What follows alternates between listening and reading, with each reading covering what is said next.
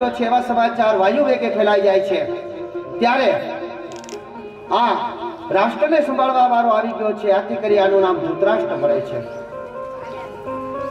આ બાજુ અંબિકાને બીજા પુત્રની ઈચ્છા થાય છે ત્યારે સત્યવતી અંબિકાને વ્યાસજી પાસે મોકલે છે અને કહે છે કે હવે તમારા માધ્યમથી એક પુત્રને જન્મ આપો. અંબાલિકાની જે હાલત થઈ હતી તે જાણી લે છે અને અંબિકા કહે છે કે શું થયું હતું. ત્યારે વ્યાસજીનો તેજ વિશે અંબાલિકા વાત કરે છે કે વ્યાસજીનું ખૂબ જ તેજ છે, તે મારાથી સહન થયું નહીં. ઉત્તમ ઉગ્રતા આખા શરીરની અંદર વ્યાપી ગઈ હતી અને મેં આંખો વીંચી લીધી અને કદાચ આંખો વીંચવાથી જ આવો અંધપુત્રને મેં જન્મ આપ્યો છે. અંબાલિકાની મુખમાંથી આવા શબ્દો સાંભળી અને અંબિકા વિચાર કરે છે કે તો હવે શું કરવું. આપણા માતાનો આદેશ છે, રાજમાતાનો આદેશ છે, આથી જવું તો પડશે જ. આથી કરી અને તે ગોળ ચંદનનું લેપન આખા શરીરમાં કરી લે છે. પીળું લેપન કરી લે છે કે જે ઠંડક આપે. આપણે જે લગ્નની અંદર પણ જે હલ્દી કરવામાં આવે છે, પીઠી ચોરવામાં આવે છે, એ ખરેખર એની પાછળનું પણ મહત્વ એવું જ છે કે વરકન્યાને ક્રોધ ન આવે, ઠંડક આવી જાય, એની ઉગ્રતા હોય, એનામાં કોઈ ગરમી પેદા થતી હોય તો ગરમીમાં એની ઠંડક રહે. આથી કરી એને ઠંડક આપવા માટે થાય ને આખા શરીરની અંદર ઘોર ચંદનનું લેપન કરી દે છે, હળદીનું લેપન કરી લે છે અને વ્યાસજી પાસે જાય છે. વ્યાસજીના સહવાસથી તેને ત્યાં પણ એક પુત્રનો જન્મ થાય છે અને તે પીળો એવો દેખાતો હોય છે, કારણ કે હળદીનો કલર પીળો હોય છે, ચંદનનો કલર પણ પીળો હોય છે. પીળાશ પડતા પુત્રને જોઈ અને એનું નામ પાંડુ રાખવામાં આવે છે. આ પછી ફરીથી બેને દીકરીઓને બંને વહુઓને કહે છે કે જાઓ, હજી મારે પુત્ર જોઈએ છે. સત્યવતીની આજ્ઞા થાય છે, પરંતુ કાંઈક અજુગતું આપણે કરી રહ્યા છીએ એવું અંબા અને અંબિકાના મનની અંદર સંકોચ રહેતો હતો. આથી કરી અને તે એની દાસીને મોકલે છે. ઓલા ડોશીમાં કાલ ચાર કરતા હતા, ચોથી આંગળી કરતા હતા કે આ ચોથો પુત્ર ક્યાં ગયો, ચોથો પુત્ર હવે આવશે. એટલે દાસીને મોકલે છે કે જા તું જ જાને અંધારામાં, આમે વ્યાસ તો કાંઈ જોતા નથી. એટલે દાસી જાય છે અને દાસીના માધ્યમથી જે પુત્રને જન્મ થાય છે તે વિદુર. એટલે વિશ્વ પિતામહને કેટલા ભાઈઓ થયા? 4. અહીં આ બાજુ આ ત્રણેય દીકરાઓને મોટા થવા લાગે છે. મોટા થતા પાંડુ રાજાને રાજ સોંપવામાં આવે છે, કારણ કે ધૃતરાષ્ટ્ર આંધળા હોય છે. અહીં મહાભારતની કથા નથી આપેલી દેવી ભાગવતની અંદર. અહીં સીધો પાંડુ રાજની વાત કરવામાં આવી છે અને પછી કર્ણની વાત આવે છે. ત્યાં પાંડુ રાજને ત્યાં 5 પુત્રોની પ્રાપ્તિ થાય છે અને પાંડુ રાજને પણ 2 પત્ની હતા. એક કુંતી અને બીજા માદ્રી. અને ધૃતરાષ્ટ્રને પણ 2 પત્ની હતા, ગાંધારી અને સત્યા.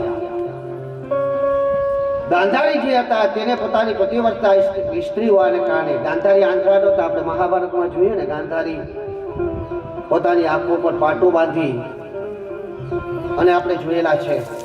પરંતુ ગાંધારી આંધળા નહોતા, પરંતુ પોતાનો પતિ કાંઈ જોતો નથી, પોતાના પતિને પગલે ચાલવું છે અને પતિ જો કાંઈ જોતો ન હોય તો મારાથી જગત જોવાય નહીં, મારા માટે જગત મિથ્યા છે. આવો વિચાર કરીને તેણે આંખે પાટો બાંધી લીધો હતો.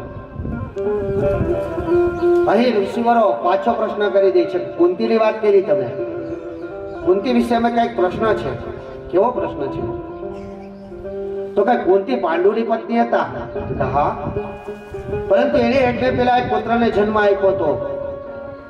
હા, સૂચિ કહે છે કે હા ઋષિવરો, કુંતીએ હવે પુત્રને શા માટે જન્મ આપે છે? કર્ણને આપણે જાણીએ છીએ, કર્ણની કથા આવે છે દેવી ભાગવતની અંદર. કર્ણને આપણે બધા જાણીએ છીએ કે કર્ણ કુંતીના પુત્ર હતા. શા માટે કુંતીના પુત્ર હતા? તો કે સૂર્યએ તેની ઉપાસના કરી હતી. તો સત્ય વાત શું છે? દેવી ભાગવતની અંદર એની ચોખવટ કરેલી છે કે કાશીરાજ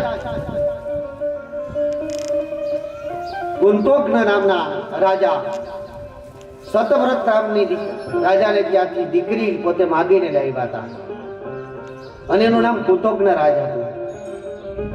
કુંતોગ્ન રાજ એ કુંતીને પોતાના ઘરે લાવે છે. ઘરે લાવીને એને મોટી કરે છે. એક રાજકુમારીથી વિશેષ રાજકુમારી જ હતા, પરંતુ રાજકુમારીથી વિશેષ તેને પદ આપે છે. આ કુંતી પણ પોતાની પિતાની આજ્ઞાની અંદર હંમેશા કાર્ય કરવા માટે સિદ્ધ રહેતી હતી.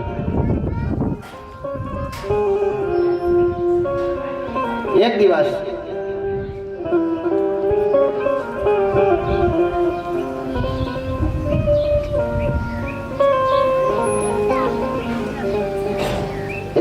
ઋષિ દુર્વાસા આ કૃતક નામના રાજાને ત્યાં આવે છે.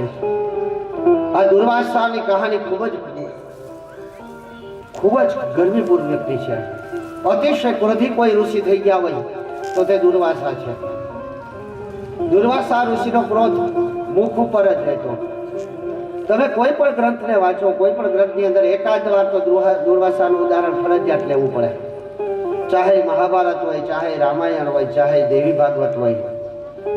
દુર્વાસા ઋષિ એટલા બધા ક્રોધિત હતા કે કોઈ પણ વ્યક્તિ જરાક ભૂલ કરે ને એટલે તરત જ હાથમાં પાણી લઈને ફટ સ્વાહા જા થઈ જાય તારું. એના ક્રોધથી આખું જગત ડરતું. મહાભારતની અંદર પણ જ્યારે પાંડવો અજ્ઞાતવાસની અંદર જાય છે ત્યારે દુર્વાસા એની કુટીરમાં આવે છે અને ભોજનની તૈયારી કરવા માટે દ્રૌપદીને કહે છે, પરંતુ ભોજન માટે કાંઈ ઘરમાં હતું જ નહીં, કુટીરમાં કાંઈ હતું જ નહીં. ત્યારે કૃષ્ણને યાદ કરી અને એક ચોખાના દાણાથી દુર્વાસા ઋષિ સહિત અનેક સંન્યાસીઓને ભોજન પૂરું પાડે છે. આ દુર્વાસા ઋષિનું ઉદાહરણ મહાભારતની અંદર પણ છે. એટલે અહીં કુંતોગ્ન નામના રાજાને ત્યાં દુર્વાસા ઋષિ આવે છે. દુર્વાસા ઋષિના ક્રોધને બધા જાણતા હતા કે દુર્વાસા ઋષિ આમ ભૂલ કરાય જ નહીં. એક સેકન્ડ પણ દુર્વાસા ઋષિ કહે કે ફુલાર એટલે સેકન્ડમાં આવી જવાનું. દુર્વાસા ઋષિ કહે જમવાનું એટલે જમવાનું સેકન્ડમાં આપી દેવાનું. દુર્વાસા ઋષિ કહે આ એટલે તરત તાત્કાલિક, ચાહે રાજકુમાર હોય કે ગમે તે હોય ને સેકન્ડોમાં કાર્ય કરવું પડતું હતું. રાજા મૂંઝાય છે કે દુર્વાસા ઋષિની સેવામાં કોને મૂકવા. આ દુર્વાસા ઋષિ અતિશય ક્રોધિત છે. જો કોઈ સેવક ગણે કાંઈ પણ ભૂલ કરી અને જો એ અભિશ્રાપ આપશે તો એ શ્રાપનો ભોગ અંતે તો મારે બનવું પડશે, કારણ કે રાજા તો હું છું. પરંતુ વિચાર આવે છે કે નાની એવી દીકરી કુમારિકા આ કુંતીને જો એની સેવામાં મોકલવામાં આવે. કુંતી સેવા કરવામાં કુશળ છે, સમજુ છે, વિચારશીલ છે અને વળી એનામાં સર્વ પ્રકારનું જ્ઞાન પણ છે કે ઋષિની સેવા કઈ રીતે કરવી જોઈએ, બ્રાહ્મણની સેવા કઈ રીતે કરવી જોઈએ, કઈ રીતે પૂજા કરવી જોઈએ.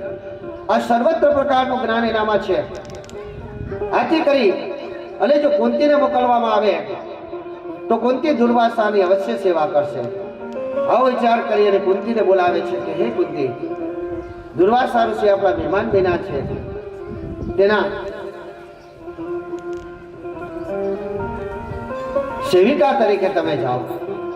આથી કરી દુર્વાસા ઋષિને સેવિકામાંથી આવે છે. દુર્વાસા ઋષિ ત્યાં રોકાય છે. દુર્વાસા ઋષિ જેવું પણ આજ્ઞા કરે કે મારે અત્યારે આ ભોજન જોઈએ, ત્યારે કન્યા કુમારિકા તરત જ તૈયાર કરીને આપી દેતી. દુર્વાસા ઋષિ કે આ જોઈએ એટલે તરત જ આપી દેતી. સંધ્યાના સામાનથી માંડીને કોઈ પણ વસ્તુ માગે ત્યારે દુર્વાસા ઋષિ આપવા માટે તત્પર રહેતી હતી. એક દિવસ બન્યું એવું, દુર્વાસા ઋષિએ કીધું મારા માટે ભોજન તૈયાર રાખો, ખીચડી, હું સ્નાન કરીને આવું છું. દુર્વાસા ઋષિ સ્નાન કરવા માટે જાય છે. આ બાજુ ઝડપથી કુંતી ખીચડી તો રાંધી નાખે છે. ત્યાં દુર્વાસા ઋષિ આવી જાય છે. લાવો ભોજન. સેકન્ડોમાં આવે છે. હતભાગી બની જાય છે. હવે શું કરવું? ખીચડી બની ગઈ હતી પણ ભોજન આપવા માટે જે બાજુ નીચે ભોજનની થાળી ન પાય. ભોજનની થાળી નીચે ખરેખર ધરતી પર રખાતી નથી, પરંતુ અત્યારે જે મેં કીધું હતું એમ કે આસન વગરે ભોજન ન કરાય. આપણી જે પંચશક્તિ ભોજનમાંથી આપણે પ્રાપ્ત કરવાની હોય એ પંચશક્તિ જમીનના માધ્યમથી નીચે વહી જાય છે. ઊભા ઊભા પાણી પણ ન પીવાય, ઊભા ઊભા જમાય નહીં, એ વાત પણ મેં કરી હતી. અહીં આપણે જે ભોજનની થાળીમાં હાથ ન ધોવાય. મેં કોઈ દી થાળીમાં હાથ નથી ધોયો. થાળીમાં હાથ ન ધોવાય. શા માટે? કે તમારા જઠર અગ્નિને શાંત કરવા માટે અગ્નિ ક્યાં છે, એમાં અગ્નિ તત્વ છે, અને તમે જોઈને પણ પાણી નાખી દો તો એ ઠરી જાય, એટલે પચે જ નહીં. પેલું જ ઉદાહરણ એ લાગુ પડે. અહીં તો બાજોટ ઉપર થાળી મૂકવા માટે મૂકવી છે, પરંતુ બાજોટ ક્યાંય હતભગી બની જાય છે. ઉતાવળમાં જ્યાં ત્યાં દ્રષ્ટિ કરે છે, પરંતુ બાજોટ ક્યાંય દેખાતો નથી. આથી કુંતી ઉથમી વળી જાય છે અને પોતાની જે થાળી હતી પોતાની પીઠ ઉપર રાખી ચાર પગી બનીને કહે છે કે હે ગુરુવર, ભોજન કરો. દુર્વાસા ઋષિ ભોજન કરવા લાગે છે. ખીચડી ધકતી હતી, થાળી પણ ધગી જાય છે, અને ધકતી થાળી કમળ ઉપર રહી છે ત્યારે કમળ ઉપર દાગ થઈ જાય છે. અગ્નિ તત્વ પોતાનું કામ કરે છે. મેં કીધું એમ કે અગ્નિમાં કોઈ પણ બાળક પણ હાથ નાખે તો એ પણ ઢગી જાય, વૃદ્ધ પણ નાખે તો પણ ઢગી જાય. અગ્નિમાં જે પણ અગ્નિને જે સ્પર્શ કરે છે બળી જાય છે. અહીં કુંતીની પીઠ બળી જાય છે, ધકતી હોય છે થાળી. દુર્વાસા ભોજન કરી લીધા પછી દ્રષ્ટિ કરે છે તો ઓહો, આ તો કોઈ ટેબલ કે બાજોટ નથી, આ તો કુંતીનો પીઠ છે. તરત જ કુંતીને ઊભી કરે છે. ધન્ય છે દીકરી, તમે મારી સેવા માટે ભોજનમાં બાજોટ માટે ખુદ ઊભા રહી ગયા. હા ગુરુવાર, તમારી ક્ષણ બગાડવી પણ અયોગ્ય છે. મારા પિતાશ્રીનો આદેશ છે કે તમારી ક્ષણ પણ બગાડું નહીં. ત્યારે કહે છે કે હું તમારી પર પસંદ થયો છું, માગો કઈ માગતા હોય તો. કુંતી તો હજી નાની હતી, કઈ માગતી નથી. ત્યારે દુર્વાસાને માળા આપે છે કે આ માળા જ્યારે પણ કરશો, જે દેવની આરાધના કરશો, એ દેવ તમારી પર પસંદ થશે. એની પાસેથી મન માગ્યું વર તમને પ્રાપ્ત થશે. આ મારું વચન છે. કુંતીના દરેક પુત્રો દેવ હતા અને દેવ સ્વયં આવ્યા હતા અને દેવના પુત્રો હતા. અહીં કુંતી સમય પસાર કરવા લાગે છે. માળા પોતાની પાસે રાખે છે. સમય જતા એક વખત જે રાણીનો મહેલ વહી રાણીના અશ્યખંડની અંદર બેસી અને વિચારતી હતી કે આ પેલા દુર્વાસા ઋષિએ જે કીધું તું સત્ય હશે. બાલ્કની જે મુખ્ય દ્વાર હતો ત્યાંથી સૂર્યનો પ્રકાશ પડતો હતો, એવા દ્વાર ઉપર બેસી અને વિચાર કરતી હતી કે શું આ દુર્વાસા ઋષિ મને જે માળા આપી એમાં સત્ય હશે. લાવીને એની પરીક્ષા કરી જાઉં એવું મનની અંદર વિચાર કરે છે. બધું ભૂલી જાય છે. ભાન કાંઈ રહેતી નથી કે હું ક્યાં સમયે આ કાર્ય કરું છું. આ સમયે ઋતુકાળ તેનો પૂરો થયો હતો અને આ સમયે સૂર્યદેવ સામે દેખાતા. દેવની ઉપાસના કરવી છે તો સામે સૂર્ય છે, તો સૂર્યની જ ઉપાસના કરવો એવો વિચાર કરી અને સૂર્યની ઉપાસના કરવા લાગે છે. સૂર્યની ઉપાસના કરતાની સાથે જ એક યોગ અને તેજસ્વી પુરુષ તેની સામે પ્રત્યક્ષ આવી જાય છે. કુંતી મેં આંખો ઝબકી ઉઠે છે. શું છે આ? ત્યારે કહે છે કે હે દેવી, તમે મારી ઉપાસના કરી છે, હું સૂર્યદેવ પોતે.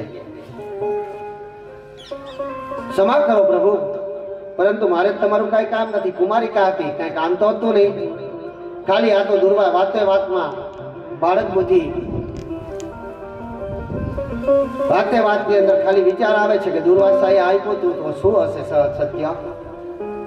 આથી કરી અને વિચારમાં ખાલી ભૂલથી ભગવાનની પરીક્ષા કરી બેસે છે. પરંતુ સૂર્યદેવ કહે છે એમ ન ચાલે. દુર્વાસા ઋષિ એને તો દેવીને શાપ કહી દીધો તો, અંબિકાને શાપ આપ્યો હતો અને એને ભોગવવું પડ્યું તો હું થોડો કાલ સવારે મને હેઠો નાખી દઈ. મારે તમને દેવું જ પડે. માગો તો મારે શોધવું જ નથી કાંઈ, મારે જોઈએ શું? ને મેં તો ખાલી એક આ સત્ય છે કે અસત્ય છે એ વિચારવા માટે થઈને આપની તપસ્યા કરી. તમે જે હોય તે, તમારો ઋતુકાળ પૂરો થયો છે. મારા માધ્યમથી તમને એક પુત્ર રહેશે. એમ કહીને સૂર્ય પોતાનું તેજ કુંતીના ગર્ભની અંદર પ્રવેશ આવે છે હસ્તક અર્પણ કરી. અને કુંતી કુંવારી હતા અને સૂર્યનો તેજ જ્યારે પોતાના પેટની અંદર આવી જાય છે ત્યારે એ સ્ત્રીને ખબર પડવા લાગે છે કે નક્કી કઈ પેટની અંદર છે. આથી કરીને ભવિષ્યની અંદર કાંઈક કરવું જોશે આવો વિચાર કરી એક દાસીને એ વાત કરે છે. પોતાની એક દાસી જે કાયમી માટે એની સાથે રહેતી હતી એવી એક દાસીને કહે છે કે મારી સાથે આવો બનાવ બન્યો છે. મને જ્યારે આપણા રાજ્યની અંદર દુર્વાસા ઋષિ મહેમાન બનીને આવ્યા ત્યારે મેં એની સેવા કરીને મને આ એક મંત્ર આપ્યો અને કીધું કે જે આ મંત્રથી તું જેની પણ ઉપાસના કરી તે હાજર થશે. તારા મનની અંદર જે વિચાર હશે તે વિચાર પૂર્ણતા થશે. અહીં એ સમયે ઋતુકાળ મારું પૂર્ણ થયું હતું એટલે મારા મનની અંદર થોડી કામ વાસના હતી. કામ વાસના સમયે સૂર્યદેવ આવીને સામે ઉભી ગયા અને સૂર્યદેવ મારા મનની વાત સમજી ગયા અને એની મારી કામ વાસના સંતોષ થઈ લે એવું કહી અને મારા ગર્ભની અંદર પોતાનું તેજ પધરાવ્યું અને એ તેજ અત્યારે મોટું થઈ રહ્યું છે. દાસી કહે કોઈ ચિંતા કરો માં, તમને અજ્ઞાત ગર્ભની અંદર મૂકી દેશું એમ કહી અને કુંતીને અત્યારે સમય સારો નથી. કુંતીને કોઈ બીમાર છે આવું રાજ્યની અંદર કહેવામાં આવે છે અને કુંતીને અજ્ઞાત ગૃહની અંદર મૂકી દેવામાં આવે છે. અહીં થોડાક સમય પછી કુંતી એક પુત્રને જન્મ આપે છે. આ પુત્ર હવે તો લગ્ન નથી કરેલા, કઈ રીતે કુટુંબને કેવું, કઈ રીતે રાજ્યની અંદર કેવું કે આ પુત્ર કોનો. અહીં તે દેવી પરમેશ્વરીને યાદ કરે છે અને કહે છે કે હે જગદંબા, મારાથી તો બાલ્ય અવસ્થાની અંદર ભૂલ થઈ ગઈ. ભૂલથી સૂર્યનારાયણની ઉપાસના કરી અને સૂર્યનારાયણે પોતાના તેજથી મને આ પુત્ર આપ્યો, પરંતુ આ પુત્રને હું લઈ ક્યાં જાઉં? શું કહું જગતને? કોણ આનો પિતા? અને કુંવારિકા હોવા છતાં મેં પણ પુત્રને જન્મ આપ્યો. સમાજ મને શું કહેશે? મને તો લોકો જીવવા નહીં દે, મેણા મારશે. આથી કરી હું આજે ન ચાહવા છતાં પણ હું એનો ત્યાગ કરું છું. હે પરમેશ્વરી, હે અંબિકા, મારા પુત્રનું તું રક્ષણ કરજે. આમ કહી માતાજીની હૃદયપૂર્વક તે સ્તુતિ કરે છે. માતાજીની સ્તુતિ કરી અને દાસીને એક કુંડલીની અંદર, કુંડિયાની અંદર એ પુત્રને રાખી દેવામાં આવે છે. અહીં સૂર્યનો પુત્ર હોવાથી આ પુત્ર ના જન્મ થયો ત્યારે જ કાળનો કુંડલ હતો. આથી કરી અને એને કરણ તરીકે પણ ઓળખવામાં આવે છે. આ પુત્ર ને જ્યારે આ દાસી લઈને જાતી હોય છે ત્યારે એક સૂત્ર તેને મળે છે અને તે કહે છે કે આમાં શું છે? ત્યારે એમ કહે છે કે આમાં તો એક પુત્ર છે, પણ કહેતો નથી, કહેતી નથી કે આ કોનો પુત્ર છે. તો કઈ અમારે ત્યાં કોઈ પુત્ર નથી. એક વાત આ આવે છે, જોજો, એક વાત દાસી હથોહથ કરણને રાધે અને એના પતિના હાથમાં આપે છે. કરણની માતાનું નામ રાધે હતું. આથી કરીને કરણને રાધે તરીકે પણ ઓળખવામાં આવતા. પેલા મહાના નામ ઉપર દીકરાનું નામ પાડતા. આથી કરી કરણને રાધાનો દીકરો હોવાથી રાધે તરીકે પણ ઓળખવામાં આવે છે. અહીં કલ્પભેદની કથા જોવા મળે છે. થોડીક વાર પછી આપણે જ્યારે પરીક્ષિત સુધી પહોંચશું ત્યારે પણ એક કલ્પભેદની કથા જોવા મળે. અહીં નામની અંદર થોડો ઘણો ફેરફાર જોવા મળે. મહાભારતની અંદર એવું કહેવામાં આવ્યું છે કે આ કર્ણની અંદર કર્ણને એક કુંડિયામાં મૂકીને કુંતી પોતે નદીની અંદર વહાવી દે છે. તમે લોકો એવું જોયેલું હોય એટલે તમારા મનની અંદર સંદેહ જ્યાં ઉત્પન્ન થવાનો હોય, જેને જોયેલું હોય. બાકી તો દેવી ભાગવતની કથા 80% તો ઉપરથી જ જાતી હોય, એટલે જ એટલો સ્લો બોલું છું કે કલ્પભેદની કથા છે આની અંદર. એ પેલો કરણ પણ બીજો અલગ હતો, આ કરણ પણ અલગ. આવા યુદ્ધો ઘણી વખત થયા છે. આપણે જેમ કીધું ને કે 28 વ્યાસ થયા. દર વખતે કોઈ વ્યાસ તરીકે જન્મ લે છે. આગળ આપણે અંબિકાનું મહાપરમેશ્વરી માં અંબિકાનું પાત્ર ટૂંક સમયની અંદર આપણે અંદર આવશે. મહાલક્ષ્મી એટલે એ જગદંબા સ્વરૂપની જે છે, જે વિષ્ણુને, બ્રહ્માને અને રુદ્રને આ જગતની અંદર સર્વ કાર્ય કરવાની જે શક્તિ આપે છે એ દર વર્ષે આ પૃથ્વીનો વિનાશ કરી નાખે છે. જ્યારે ચતુષ્ટ ચોકડી પૂરી થઈ જાય, ચોકડી આપણે લગભગ પહેલા દિવસે સમજાવી કે ચોકડી એટલે શું. સતયુગ, ત્રેતાયુગ, દ્વાપરયુગ ને કલયુગ, આવી 4 ચોકડી જ્યારે પૂરી થઈ જાય ત્યારે સર્વત્ર વિનાશ થઈ જાય. સર્વત્ર વિનાશ થઈ જાય ત્યારે એક શક્તિ રહી. કોણ રહી? એક શક્તિ. અને શક્તિ પાછા વિષ્ણુને, બ્રહ્માને, રુદ્રને ઉત્પન્ન કરે. એટલે ઉત્પન્ન કરી અને પાછા અલગ અલગ કાર્યો સોંપી દે. એટલે કલ્પ, એક કલ્પ પૂરો થઈ ગયો એટલે બીજા કલ્પની અંદર અહીં કોઈ તર્ક આવે કે ભાઈ ગરણને તો એની માતાએ પોતે હુંડિયામાં લઈને નદીની અંદર મૂકી દીધો હતો. તો અહીંયા તો કે દાસી પોતા દાસના હાથમાં આપે છે. તો એ કઈ રીતે? પરંતુ કલ્પભેદની કથા છે. દેવી ભાગવત કલ્પભેદની અંદર આવે છે. એટલે અહીં તે માગે છે કે ભાઈ હે દાસી, અમારે ત્યાં કોઈ સંતાન નથી, કદાચ માતાની અસીમ કૃપાથી તું અમને સામે મળી છે, અમને આપી દે. અમે તને વચન આપીએ છીએ કે આ પુત્રને અમે દીકરાથી વિશેષ પ્રેમ કરશું અને આને અમારી સાથે રાખશું. એમ કહી અને તે પોતાના રાજે છે તે દાસવાસજી પુત્રને લઈ લે છે. આ બાજુ કુંતી છે એ કુંવારી છે એવું જ સર્વત્રને લાગે છે. અને કુંતી ના પાંડુ સાથે લગ્ન થાય છે. પાંડુ સાથે લગ્ન થયા પછી એને ત્યાં 3 સંતાન હતા, પણ એ સંતાન પણ પાંડુના નહોતા. કે નહોતા માદ્રીને ત્યાં જે 2 સંતાન હતા એ માદ્રીના નહોતા. અહીંયા એમ કથા છે. આ નિયમ પદ્ધતિ જે ટેસ્ટ ટ્યુબ બેબીની વાત આવે છે, આપણે અત્યારે પૂગ્યા.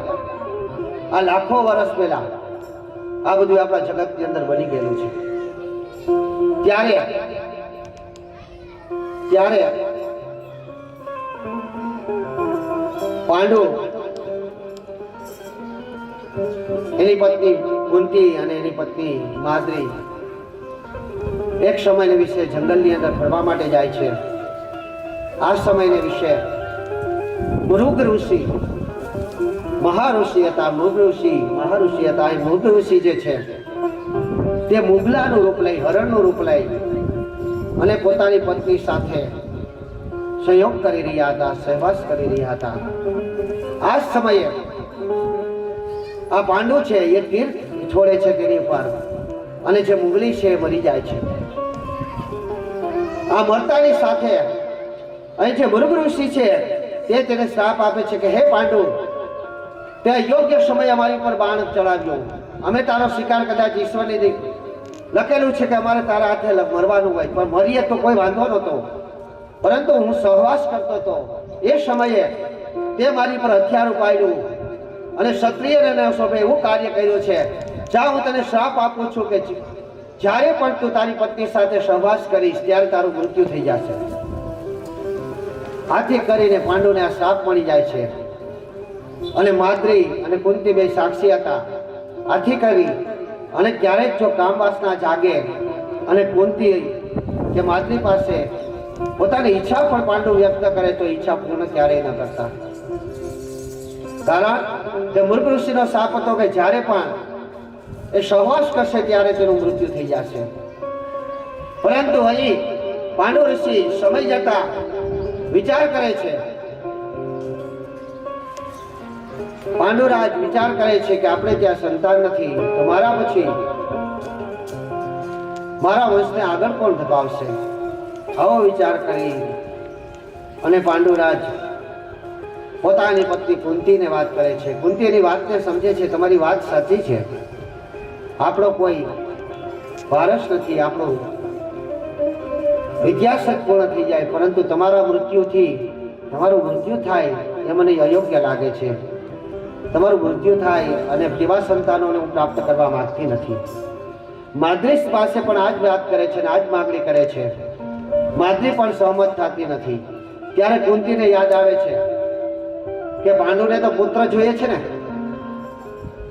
તો કે હા.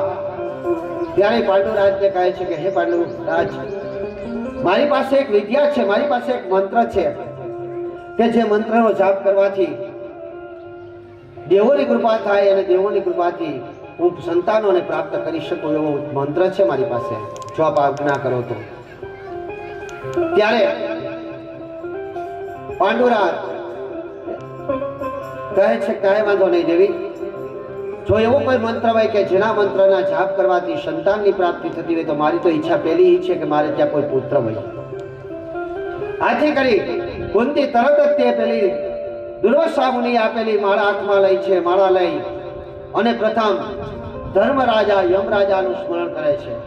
આ યુધિષ્ઠર સાક્ષાત ધર્મરાજાનો પુત્ર હતા, યમરાજાના સંતાન હતા અને ધર્મરાજાની માળા કરે છે. ધર્મરાજાની માળા કરતા ધર્મરાજાનું તેજ કુંતીના ગર્ભની અંદર આવે છે અને કુંતી જે પુત્રને જન્મ આપે છે તે યુધિષ્ઠર. આથી જ કરી ધર્મરાજા યમરાજાના સંતાન હોવાને કારણે તેનું નામ ધર્મરાજા યુધિષ્ઠર કરવામાં આવ્યું હતું. બીજી વખત ગર્વ રાખવાની લાલસા રાખી અને કુંતી વાયુદેવનું સ્મરણ કરે છે અને વાયુદેવનું સ્મરણ કરી અને જે ગર્ભ રાખે છે વાયુનું તેજ કુંતીના ગર્ભની અંદર વયું જાય છે અને વાયુના તેજથી કરી અને જે કુંતીને ગર્ભ રહી છે અને જે પુત્રને જન્મ આપે છે તે ભીમ. ત્યાર પછી ત્રીજી વખત કુંતી ઇન્દ્રનું સ્મરણ કરે છે. ઇન્દ્રનું સ્મરણ કરી અને ઇન્દ્રના તેજથી જે ગર્ભની અંદર ઇન્દ્રનું તેજ કુંતીના ગર્ભની અંદર જાય છે ને એ તેજથી જે પુત્રની પ્રાપ્તિ થાય છે તે અર્જુન. એમ કુંતીના 3 પુત્ર યુધિષ્ઠર, ભીમ અને અર્જુન. ત્યાર પછી અહીં માત્રી પણ કુંતીને કહે છે, કારણ કે માત્રી પણ કુંતીની બેન તરીકે રહેતી હતી અને તે કહે છે કે આ મંત્ર મને પણ આપો ને, હું પણ પુત્રની પ્રાપ્તિ કરવા માંગુ છું. માત્રી કુંતી પાસેથી મંત્ર લઈ અને 2 અશ્વિની કુમારોને યાદ કરે છે. અશ્વિની કુમારોને યાદ કરે છે ત્યારે બંને અશ્વિની કુમારોનું તેજ આ માંદ્રીના ગર્ભની અંદર જાય છે અને એનાથી 2 પુત્રોની પ્રાપ્તિ થાય છે, એ સહદેવ અને નકુલ. અહીં 5 પુત્રોની પ્રાપ્તિ થઈ ગયા પછી દ્રૌપદી સાથે પાંડવોના 5 પુત્રોના લગ્ન થાય છે. અહીં અર્જુન દ્રૌપદીના સ્વયંવરની અંદર જાય છે અને ત્યાંથી દ્રૌપદીને જીતી લાવે છે. માતા અજાણ હોય છે. અજાણ હોવાના કારણે તેને પૂછે છે કે માતા અમે અનમોલ વસ્તુ લઈને આવ્યા છીએ. ત્યારે માતા કહે છે કે 5 જણા ભાગ પાડીને જમી લ્યો, 5 ભાગ પાડી લ્યો. કુંતીને ખબર હોતી નથી કે આ તો દ્રૌપદી છે, પરંતુ માતાનું વચન રાખવા સાથે માટે 5 પાંડવો તેમની સાથે લગ્ન કરે છે. આ બાજુ પાંડવો ને સર્વત્ર રાજ્યમાંથી બેદખલ કૌરવો કરે છે અને કૌરવો એક અણીભાર વસ્તુ દેવા પણ તૈયાર નથી. ત્યારે ભગવાન શ્રી કૃષ્ણ કૌરવોને સમજાવવા માટે જાય છે, પરંતુ તે કૌરવો સમજતા નથી. એમાં 100 કૌરવોને ગાંધારી 100 પુત્રોને જન્મ આપે છે. એ 100 પુત્રની અંદર સૌથી જ્યેષ્ઠ પુત્ર દુર્યોધન હોય છે. એ વિચારે છે કે મારે જ રાજ કરવું છે, સર્વત્ર મારું છે, પાંડવોને કાંઈ આપવું નથી. આવો વિચાર કહે છે. જ્યારે સંધિ માટે ભગવાન શ્રી કૃષ્ણ પોતે જાય છે અને માત્ર 5 ગામડાઓની માગણી કરે છે કે તમે માત્ર પાંડવોને 5 ગામડા આપી દો અને તમે આખું રાજ્ય આસન સંભાળો, પરંતુ પાંડવો ને કાંઈ નથી આપવું. વિચાર કરી યુદ્ધ નક્કી થાય છે. આ યુદ્ધ થાય છે અને યુદ્ધની અંદર 5 પાંડવો આ કૌરવોને હરાવી દે છે, કારણ કે ભગવાન એની સાથે હતા. અહીં ભીષ્મ પિતામહની પ્રતિજ્ઞા ભંગની પણ વાત આવે છે. અહીં કર્ણનો મૃત્યુની પણ વાત આવે છે. પરંતુ આગળ જતા જે પાંડવોના પુત્રો હોય છે, અહીં અશ્વત્થામા હરાણો એવું કઈ ખોટું બોલી અને ધર્મરાજ યુધિષ્ઠર નરવા ગુજરવા ખબર નથી કે માણસ છે કે હાથી છે, આવો શબ્દ બોલે છે. દ્રોણાચાર્ય જ્યારે પોતાના શસ્ત્રો નીચે મૂકી દે છે ત્યારે દ્રોણાચાર્ય પર અર્જુન હથિયાર ઉપાડે છે અને દ્રોણાચાર્યને મૃત્યુદંડ આપે છે. ત્યાર પછી એમના પુત્ર અશ્વત્થામા પાંડવોને મારવાની પ્રતિજ્ઞા કરે છે.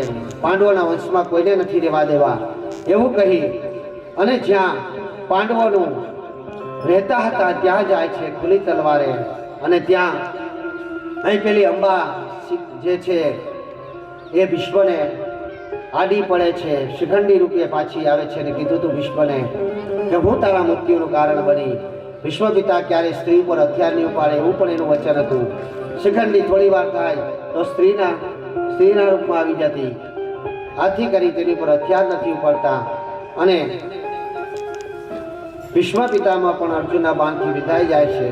આ બાજુ અશ્વત્થામાં તેને મારી નાખવાનો વિચાર કરી પાંડવોનું સર્વત્ર કુળને જ વિનાશ કરી નાખવો છે એવો વિચાર કરી અને જ્યાં પાંડવોનો શયનકક્ષ હતો ત્યાં આવે છે. અહીં પાંડવોના 5 પુત્રો સૂતા હોય છે, તેના માથા વાઢી લે છે.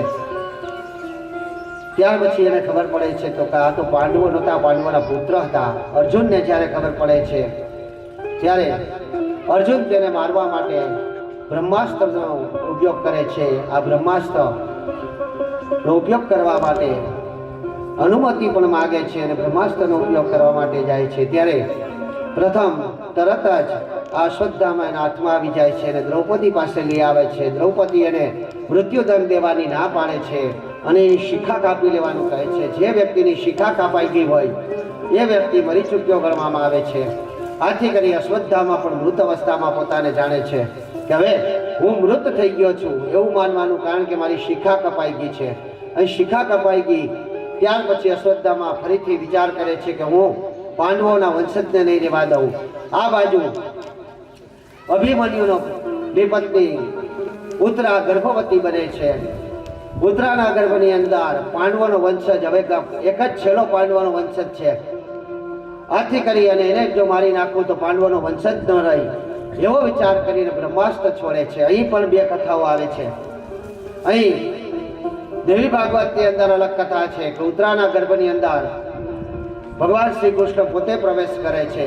ઉત્તરાના પુત્ર તરીકે ત્યાં એ ગર્ભનું રક્ષણ કરે છે અને ભગવાન શ્રી કૃષ્ણ બ્રહ્માસ્ત્ર જેવા ભગવાન પોતે અંદર હોય છે ત્યારે બ્રહ્માસ્ત્ર તેની પર અસર કરતી નથી. બ્રહ્માસ્ત્ર એટલે અત્યારના યુગની અંદર તમે ગણો તો અણુબોમ્બ, એટલે જ અત્યારે અણુબોમ્બ ફોડવાની કોઈની ઇજાજત નથી મળતી. આ 1.25 વર્ષથી યુદ્ધ હાલે પણ અણુબોમ્બ ન છોડી શકે. બાકી રશિયા તાત્કાલિક જ 1 કલાકમાં વિજયને પ્રાપ્ત કરી લે. 1 જ કલાક, બીજી કલાકની જરૂર ન પડે. તો આ 1.25 વર્ષ થઈ ગયું. તો ભીષ્મ પિતામહ જઈ રહ્યા છે. ટૂંક સમયમાં અંબિકા પરમેશ્વરી આવશે. અહીં કથાને એટલે આપણે ભેગ આપી દીધો છે તાત્કાલિક. પરમેશ્વરીનું સ્વરૂપ આપણે સમક્ષ લેવાના છે. જીત રીગે એવી ગણાય છે, કારણ કે આપણે કવર કરવાનું છે. 9 દિવસમાં નકર દેવી ભાગવત પૂર્ણ ન થાય. આથી કરી અને